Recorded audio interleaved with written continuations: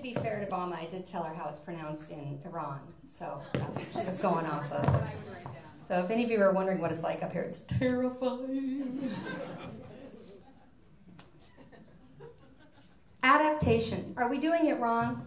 We know more than ever about our health. You can't look at your home page or turn on the TV without a health or fitness tidbit waving its hand frantically in front of your face like a second grade know-it-all, hoping you'll listen and give credence to what it has to say. But perhaps we're overlooking something because we seem to be in an awful lot of pain and we are deteriorating a little too quickly. Over 1 million Americans a year replace their hips and knee joints with artificial joints. Over 43 million have been told by a doctor that they have arthritis, and another 23 million have undiagnosed chronic joint symptoms. On back and neck pain alone, we spend $83 billion a year. $83 billion. We pop pills, wear back braces, and use medieval torture-type instruments to relieve that pain. Some of us visit chiropractors more times a month than we visit our moms in a year. It's true. Our backs hurt, our necks hurt, our hips hurt, our knees hurt, our shoulders hurt, our wrists, elbows, and hands hurt. Our feet hurt. What the hell? We're in pain. And veganism pundits blame our high meat and dairy consumption. The dairy industry tells us we just need to drink more milk. CrossFit assures us that if we could just do more burpees, we'd surely be better off. But some of us are drinking our milk, and some of us are vegan. Forks Over Knives is like Gideon's Bible in a hotel nightstand. Everybody's glanced at it at least once, and it can change some people's lives, Steve. We cleanse. We are gluten-free. There are 330 paleo cookbooks on Amazon.com, 330. And kombucha is the latest magic elixir sliding down our throats, replacing acai berries, remember those? Goji berries, and mangosteen. What happened to those? We're working out. Since the 80s, we've been obsessed with fitness, and now we crave fads that push our limits, P90X and CrossFit.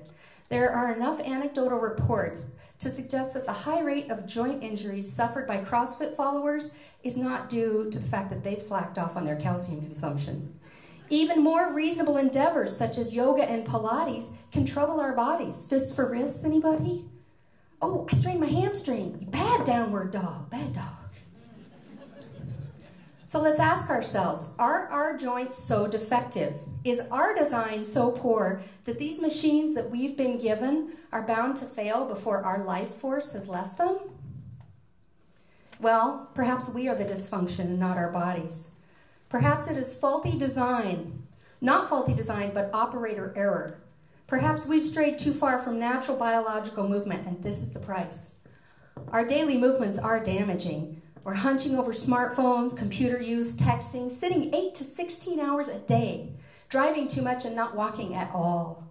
I know it can overwhelm to think about changing those everyday, all day long habits that we have.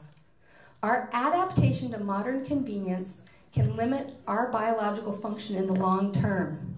But there's one thing you can change. It would make a tremendous difference in your overall, immediate, and long-term wellness, and it rhymes with booze.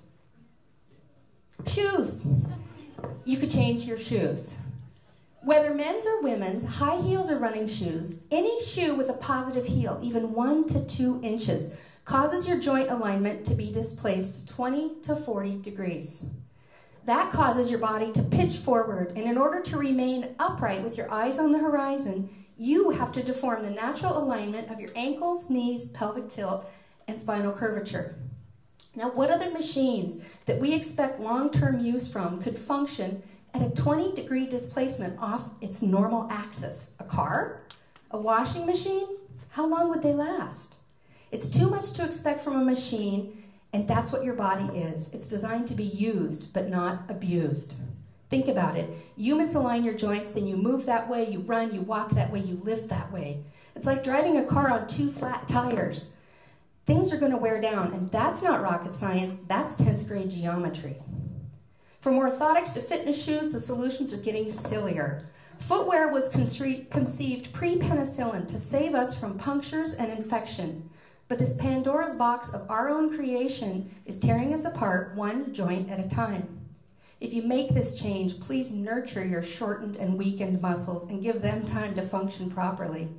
We are adapting toward our demise, but you can begin to reverse these troubles, and all you have to do is free your souls. Thank you for your time and attention.